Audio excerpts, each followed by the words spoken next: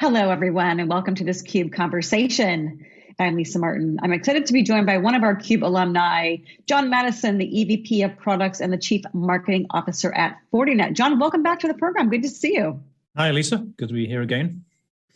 So I last saw you at the Fortinet Championship back in September, a few months ago, but we've had the opportunity to speak a number of times this year. I've also had the chance to talk with Derek Mankey, FortiGuard Labs. There's been so much going on. Let's kind of break down some of the main challenges that enterprises are facing still. I know there's 4 of them that you're going to address as we wrap up 2021, head into 2022. And then let's also talk about what Fortinet sees as the solution, the cybersecurity mesh architecture. Let's go ahead and kick off with some of those challenges as we know so much has gone on in the threat landscape. The work from anywhere is still persisting, but what are some of the main things enterprises are facing still? Yeah, there's a lot. It's very dynamic right now. And I've been in cybersecurity almost 20 years now. And there's always been these 3 drivers around the infrastructure changes, the threat landscape, and regulatory. And I think when you look at the infrastructure changes, this work from anywhere, which is kind of the hybrid mode where I'm in the office today, could be hopefully in the future traveling and at home. That's going to be here for some time, it seems. And so, enterprises are now saying, I need a longer term strategy around that. I can't just flip on the VPN and a bit of endpoint security. So that definitely enterprises are thinking that's going to be here for at least another couple of years. I think they're still running very fast to get their digital infrastructure in place. And so you're seeing network security and the application journey continuing and securing all those things. And then there's there's a threat landscape, which we've said, I think back at the PGA, we're seeing this huge increase in ransomware. And yes, there's still activity going on and trying to breach data and intellectual property and identity and credit cards. But just about every industry now is seeing attacks, and it could be financial, it could be manufacturing, ransomware attacks. That continues. And then I think there's a couple of other things. There's supply chain things which are also happening. But we're definitely, I was just speaking to a customer a minute ago, and they were finding it very hard to find the right skilled professionals around cybersecurity. And it's like a hierarchy. I need to find someone. It's hard to find someone in IT. It's hard to find somebody in cybersecurity and IT. It's hard to find somebody in IT, cybersecurity, and container. And so, the more you go in depth, the harder it becomes. And it's not even finding people, it's retaining people as well. And so, recently Fortinet committed to training another million. We've already trained to 750,000, but training another 1 million people by 2025 in cybersecurity. That's outstanding. We've talked about that skills gap before and a number of conversations about all the work that Fortinet is doing, including with veterans, which is something near and dear to my heart. But the work from anywhere, I wanted to talk with you about that because that presents a lot of challenges for organizations. And I was reading some stats that a significant percentage of enterprises expect that this is going to increase in 2022. And I thought, how can it increase from where it is now? What are some of the things that you're seeing, and how can Fortinet help customers address this persistent challenge?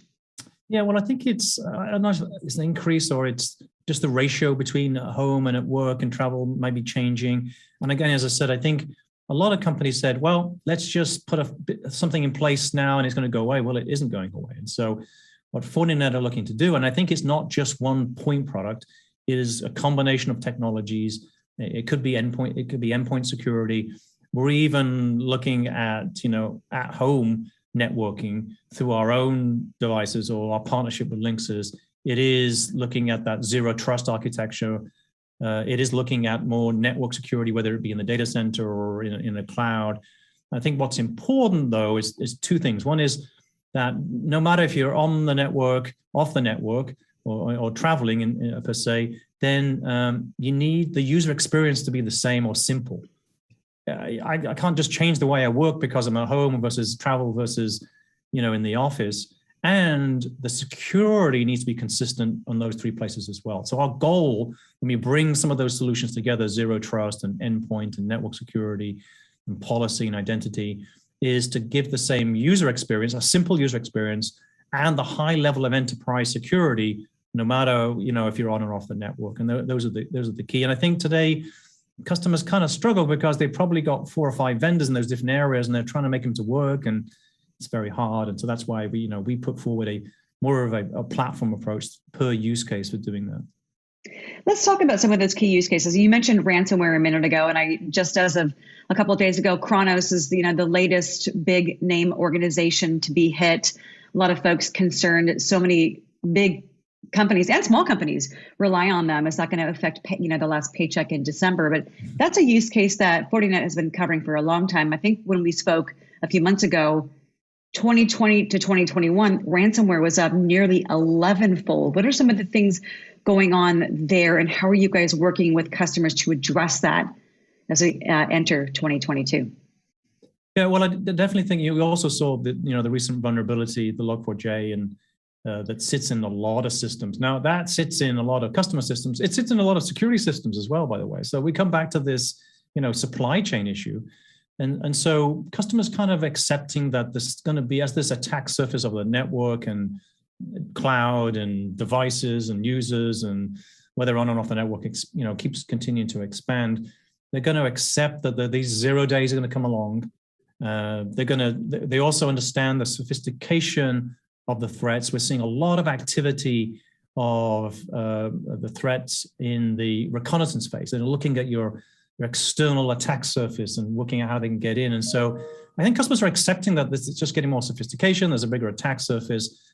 And so what they're looking at is to deploy some more detection capabilities, more just training of people, not to click on stuff, but building infrastructure so it's segmented. Long term, though, the only way to defend against these ransomware attacks is to use a platform that then allows you to build automation that long term allows you to build some contextual engine. Why, when, where, what are you doing? Otherwise, it's just going to be too hard just trying to bolt together, 10 or 15 products from vendors that don't get on well on the best of times. So yeah, it's a long-term architecture is the only thing that's going to work for customers. And for a long time, I think probably since I've known you, John, Fortinet has been talking about the security fabric. Now Gartner is talking about the cybersecurity mesh architecture. Talk to me about those two. How similar is that? How leading edge was Fortinet? And describe what a cybersecurity mesh architecture is. Well, it always takes a while for Gartner to catch up with us, but if I'm only joking, Gartner, please accept apologies. I think they've started to talking about this cybersecurity mesh architecture, mesh, and what they're saying is that these products need to talk to each other. And yes, you can send things off into a central location for SIM or operational management, but really need to talk to each other and transfer, exchange threat intelligence. They need to be able to exchange policy. They also need to be able to build automation. A really good example is if our EDR system detects that your laptop has got a virus or a vulnerability, then the EDR system will tell the zero trust policy manager, don't allow access to the application. Or if you're on the network, it could tell the Wi-Fi, take them off the network. So this automation, this integration is the real long-term goal of the Gartner mesh. It's always been the long-term goal of Fortinet. Yes, we do individual products, you can buy them, but the real power long-term is to get that automation built into the platform. And as I said, even longer term, start applying contextual rules, which will be super powerful in stopping attacks and breaches. Tremendous amount of power and capabilities that context will provide. I was looking at some stats from Gartner, and they say that by 2024, which is we're 2 years basically away from that, organizations that do adopt this cybersecurity mesh architecture to integrate security tools, to work as a collaborative ecosystem, significant reduction in the financial impact of security incidents by 90%. That's huge. And I know that you guys also have integrations with over 450 third-party technology partners as part of the security fabric. So you're ahead of the game. Well, it's not saying, just buy from Fortinet. That's what you need to do. It's not saying that at all. I think what Gartner's saying, what we've been saying is that take a use case like work from anywhere and then build your platform, a platform for that use case. Now, what we are saying is, again, it's not saying you go from 30 products down to one. You go from 30 products down to maybe 5 or 6 platforms, but those platforms need to work together. They also need to exchange threat intelligence and policy and build automation. And so I think the platform approach, every CISO I speak to is just tired of buying another product. They just want to get something that works and is automated long-term. And so the platform and the Gartner mesh, it's a slightly different concept on something else we call convergence. Okay, so consolidation is consolidation of the vendors, but you may still have the same number of products. You still may have an endpoint and a zero trust and an email. Convergence is different, where we're bringing together and eliminating individual products. A really good example of that is SD-WAN, that brings together security and application routing. And that goes back to a concept that Fortinet's had since our beginning 20 years ago, and that is the original internet that we still use a lot today really has no idea who you are, what device you're using, where you're going, what application, what's the content, no clue. It just connects you. And so that leads to a lot of security being bolted on afterwards in different places. And so this convergence, we call it security-driven networking, where you start to integrate the security, which may be contextual, it may be identity, it may be application routing like SD-WAN, it may be content like next-gen firewall.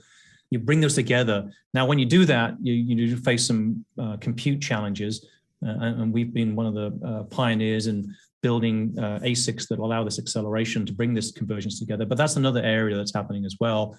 It's different from consolidation, but it's bringing together that security and networking such you're not bolting things together as you go forward. Different from consolidation, but incredibly important to be able to reduce those silos as businesses are facing some of the challenges that you talked about, the persistence of work from anywhere, the threat landscape, the cybersecurity skills gap. Yeah, and you can do this convergence in different places. So you can do it at the cloud edge because you can throw a lot of compute at it. At the WAN edge, you probably need an ASIC approach, data center edge, a 5G edge. There's the LAN edge, which is the connectivity. Because I sometimes hear people go, well, let's just put all the security in the cloud. But yes, you do need security in the cloud. You need security from the cloud and for the cloud. But there's also security needed at these edges. And there's also another area that's been under huge attack now is operational technologies. So manufacturers, energy, gas, anyone has really got some physical infrastructure, even a branch you can consider to be operational technology, and they've got cameras and other capabilities. So that, especially for the traditional operational technology, that's had to open up because you need access, you need remote access, and we're just seeing a huge amount of attacks there. In that world, you've got to put the security there physically with it to make sure you secure those components. What about from a challenge perspective, John, we talked a lot in the last year, 18, 20, 22 months, I'm losing count, of the acceleration of digital. What are some of the security opportunities there that provides Fortinet to help customers solve that if the acceleration is happening faster than than their security infrastructure can keep pace? What are some of the opportunities there for you guys to help customers address that problem? Well, this has always been a battle between security and networking. Networking's gone from is 400 times faster than it was before. Security is still a lot of it's software. And so, what you don't want to do is, and the security team is say no all the time. No, don't do that project. It's too insecure. Stop doing that. No, slow down on that. And that's, always been an issue for security, in that people think of it as a tax or a burden that slows things down. And that's why I come back to this convergence. When you're building a network, the security should be inside there. It should be built and integrated. So if I'm building my WAN edge, which connects my building to a cloud or whatever, when I put that connectivity in there to an SD-WAN device, it should have security integrated inside it. The same if I'm building, a data center or a cloud capability. So I think, customers are, security teams can't stop the business from moving forward and building these applications wherever they may be, in retail or manufacturing or healthcare. And so they just need to take a different approach to enable that speed of acceleration. And to our minds, having it totally integrated and converged is the only way you're going to be able to achieve the speed and the security at the same time. And that speed is critical, as is the security. But let's talk about that cybersecurity skills gap, something that I think I read recently is in its 5th year. We've talked about this before, but as you allude to at the beginning of our conversation, Fortinet is very dedicated to training lots of individuals. Talk to me about that skills gap. You talked that it also affects companies being able to retain talent. How are you guys helping to address that? Yeah, we did actually a survey, a few months ago, about 2,500 cybersecurity professionals. And, one really revealing fact was about 70% said they'd had an incident because of the lack of training. Now, that could be people who are just clicking on things, okay, versus somebody is not trained enough to see a threat. So I think that, the question kind of got, but either way, the 70% of that, is attributed to that breach. And so it's so important.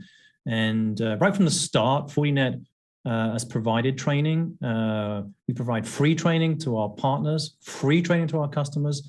I have quite a large team that's building out the curriculum. So we supply curriculum and gear to over 450 universities and colleges. You mentioned the reskillings of veterans as well, over 2,000. And to us, it's very important. So this commitment to get people trained, because in the end, there's always a people part of this problem, whether it be people clicking on things or whether it be people not understanding and configuring correctly, and then people having passwords of 1, 2, 3 or whatever.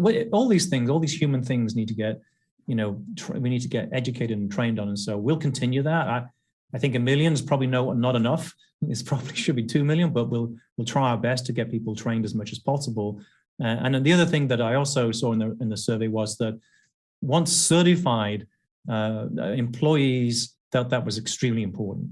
It does take a lot of time. So, one of our NSE 4 courses on our firewalls takes a week. It has a lot of things to learn. So one thing we're going to try and do is try and modularize a bit more so we can break it up a bit. But there's going to be a problem. It's kind of like the supply chain. The supply is not there, the people. This is like the chips, they're not there. You've got to try and fix it and expand the training and education of people. And I think that's fantastic that Fortinet has been dedicated to that for so long. Look forward to hearing how you guys, the progress that you make on that training 1 million folks. Will we see you at Accelerate in 2022? Yeah, well, so Accelerate 22 is going to be a hybrid, of course. I'm actually, you can't really see here because I've got my gray office here, but in front of me is the window. I can actually see the Apple campus just over there. And this is our new campus in Sunnyvale, Silicon Valley. So we've got a pretty expansive training center and executive briefing center. So we're going to probably do in the morning of Accelerate 22 a live broadcast of some of the execs and some of our partners and customers, and then have some online stuff. So hybrid probably this year again, but a bit of physical presence. But yeah, we're expecting quite a few partners to be here live, and obviously a lot of partners to tune in to the live broadcast.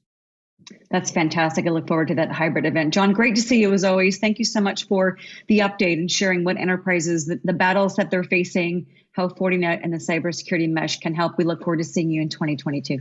You too, Lisa. Thank you. For John Maddison, I'm Lisa Martin. You've been watching this CUBE Conversation. We'll see you next time.